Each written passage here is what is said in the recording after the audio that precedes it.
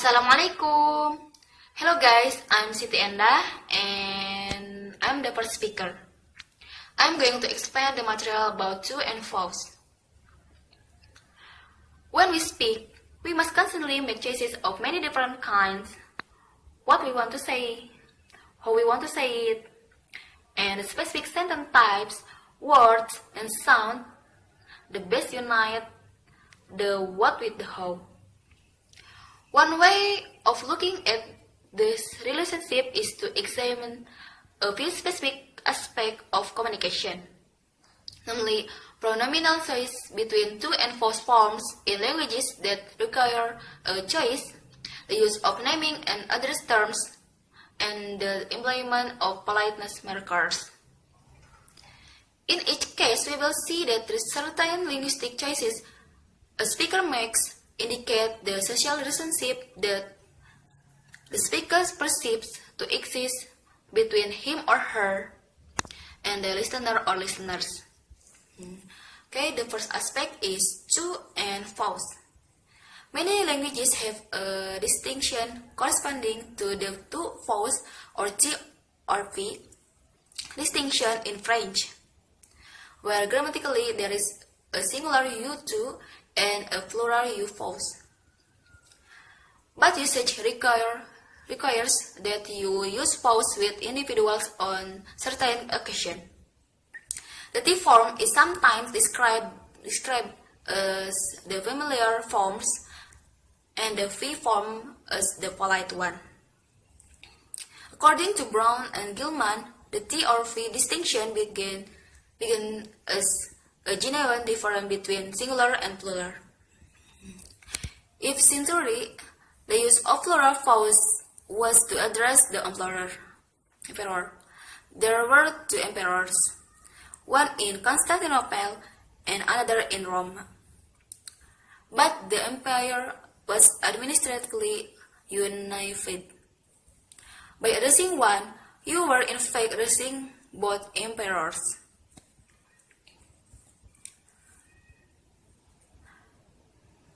In the Latin of antiquity, there were only two in the singular. The plural was as a form of address to one person was first directed to the emperor, and there are several theories about how this may have come about. The use of the plural to the emperor began in the 4th century. The consequence of this usage was that by medieval times, the upper classes apparently began to use free forms with each other to show mutual respect and politeness. However, T forms persisted, so that the upper classes used mutual fee. The lower classes used mutuality, and the upper classes addressed the lower classes with T but received fee. This latter asymmetrical T or V usage therefore came to symbolize a power relationship. Symmetrical V usage became polite usage. This polite usage spread downward in society, but not all the way down, so that in certain places, but never the lowest, it became expected between husband and wife, parents and children, and lovers. Symmetrical T usage was always available to show intimacy, and its use for that purpose also spread to a situation in which two people agreed they had strong common interests. For example, feeling of solidarity. This mutual T for solidarity gradually came to replace the mutual V of politeness, since solidarity is often more important than politeness in a personal relationship. Moreover, the use of the asymmetrical T or V to express power decrease and mutual V was often used in its place, as between officer and soldier.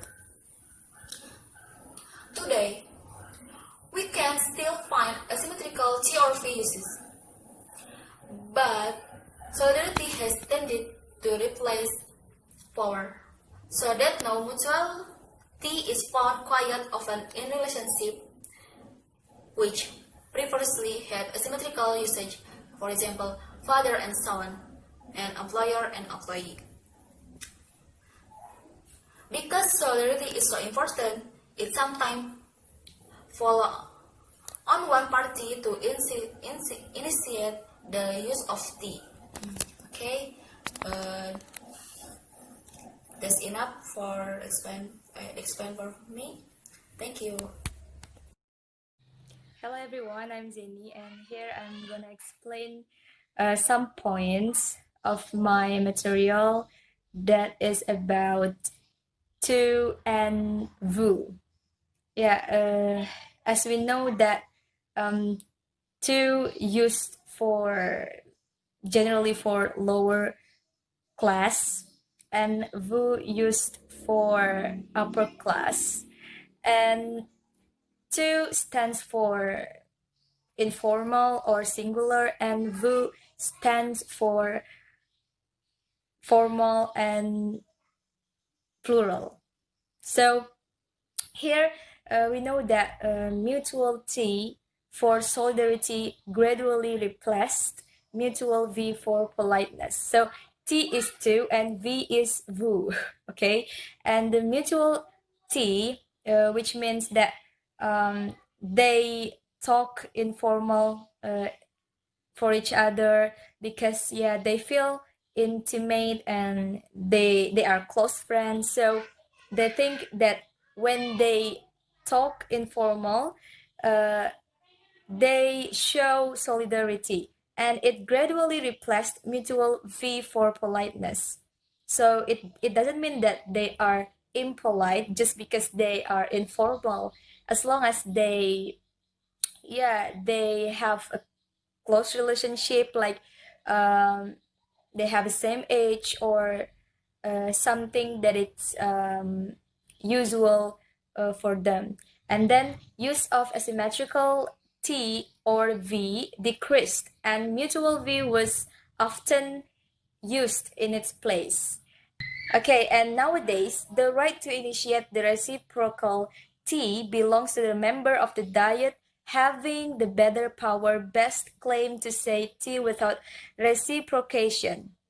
And when we initiate to talk to someone new and we talk in informal way, it will be hard for us to change our usage into V or vous, into formal again, because as we know that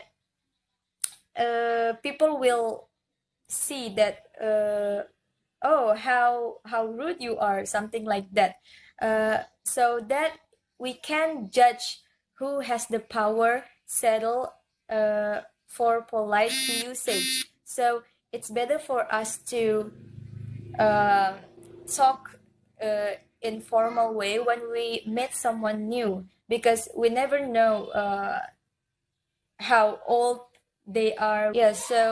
Never try to talk in an informal way, or don't talk rude to someone new. We have to remember that once a pair of speakers decide on mutuality, so when they decide to have a communication in an informal way, it's impossible to go back to either to or vous or vous usage. So it's hard to change the way we communicate to someone when we decide to choose mutuality in our communication, in our conversation.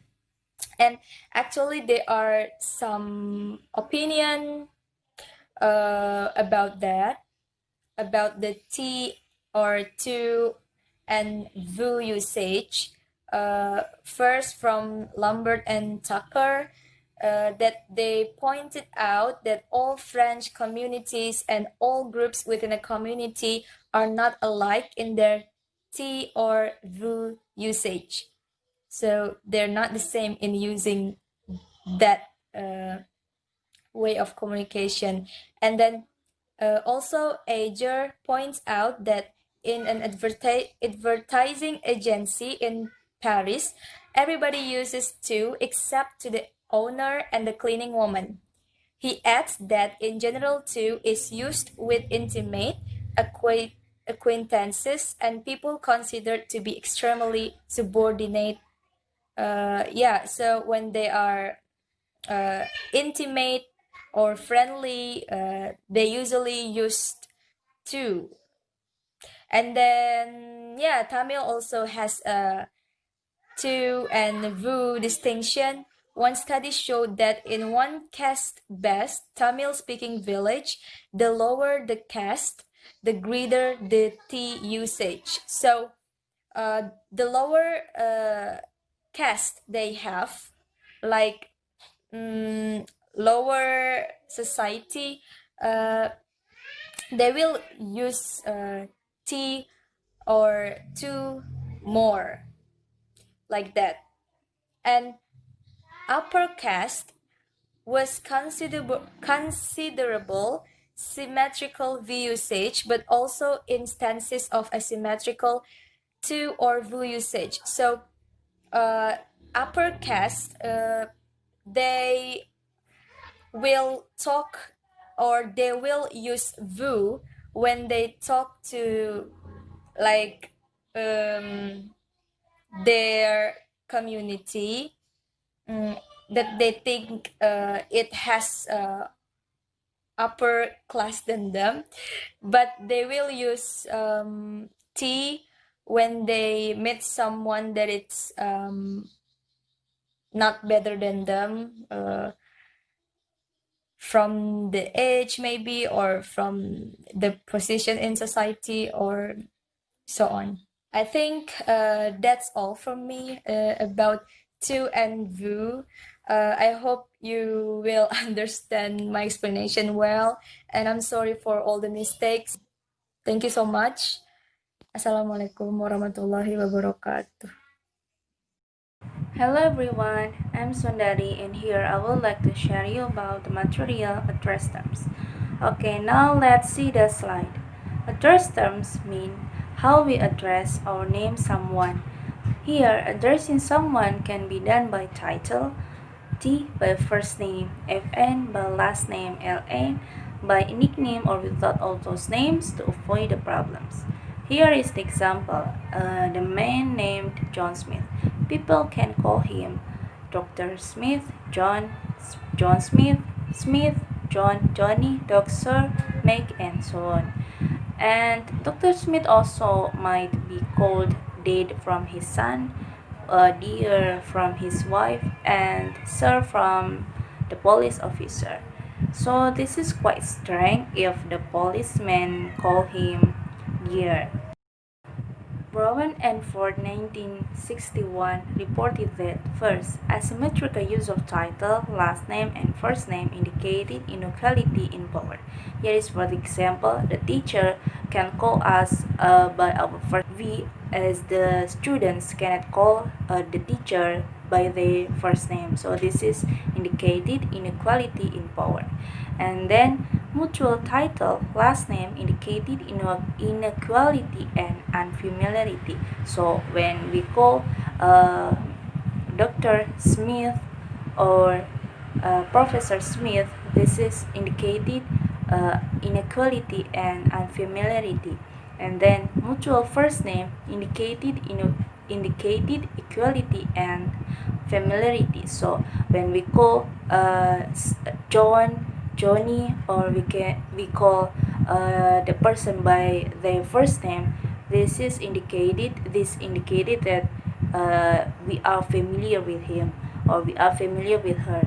And next, switch from mutual TLN or title last name to first name is usually initiated by the most powerful member in the relationship. And then address somebody by title is the least intimate form of address in the title, usually designed ranks of occupation. So we call our teacher by professor or doctor. This is at least intimate, the least intimate. And then using another first name is the sign of considerable intimacy. So when we call like other people, our friends by their first name, it means that this is considered as intimacy. And here is the last slide of my material.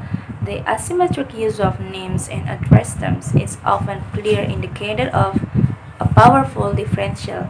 For example, children and teachers. John and Sally are likely to be children and Miss or Mr. Smith to be teachers. So as we can see from our daily activities, teacher can call me Sundari, but I call her by Mr. or Mrs. And here next, in each country there are different rules how people should address each other. In England, we can omit the address term when greeting someone, but in France, that avoidance could be impolite. So in England, if we want to address someone but we do not know their names, we can just say good morning, good afternoon, goodbye without saying the names. But in France, this avoidance could be impolite. And next, as your family relationship change, issues of naming and addressing may arise. For example, how do you address your father or mother-in-law? So this is in England. They call their father-in-law by granddad because they said dad is unnatural. And then finally, an additional peculiarity is that people sometimes give names to and address no human as well as humans. So the example is, how do you address your pet? You give the name for your pet like kitty, cutie, or another names. And then and how do you address your kids or kids in general? This is quite different, right? A person's name varies with circumstance, for each person has a number of names which he or she can use. So your name is according to your station. When you are with your friend, they call you by your first name, but when you are in like a formal situation, they call you by your title. Like if you are teacher, they call you sir, Mr., Mrs. or Miss. Okay, and that's all from me. Thank you very much for your attention, and bye bye. Hello everyone, here I would like to continue the material. It is about politeness. So, what is politeness? Politeness is socially prescribed we adjust to others in social relationship in ways society deems appropriate. So, kesantunan ini merupakan bersikap santun atau peduli pada muka or face. But face di sini bukan berorientasi pada bentuk fisik, melainkan public image atau pandangan masyarakat. Bisa disebut juga dengan citra. Itu merupakan politeness. And there are two kind of politeness. The first is positive politeness and the second one is negative politeness. Nah, di mana kinds of politeness ini nanti akan ada hubungannya dengan ways. Dalam ways juga ada dua. Yang pertama ada positive ways and the second one is negative ways. In positive politeness, we try to achieve solidarity and treat others as friends. We do not impose and never threaten their ways. In positive politeness, oriented emphasis, share attitude and values. Ini nyambung dengan yang positive ways. It is desire to gain the approval of others, the positive, consistent self-image or personality. It looks to solidarity. I will give you example to make you more understand. Contohnya seperti ini. Wah, baju Milna bagus sekali. Nah, dalam kalimat bagus sekali ini menunjukkan bahwa ada appreciate di dalamnya. Contoh lain misalnya, sekarang sudah baikan kan? Dalam kalimat sudah baikan kan itu menunjukkan adanya empati dan solidaritas kita terhadap seseorang. While contoh dalam negative politeness atau negative ways itu contohnya seperti ini misalnya. Saya kurang begitu tahu apakah ibu itu suka petai atau jengkol. Nah, dalam kalimat atau kata atau ini kita sebagai penutur itu memberikan pilihan dan tidak memberikan paksaan. Itu merupakan contoh dari yang negatif. Nah, according to governance state that when communicating, we present a face to others and to other ways. Nah, mungkin sih itu penjelasan singkatnya ya. Kalau misalnya kurang informasi atau ada yang ingin ditanyakan, boleh ditanyakan. Thank you.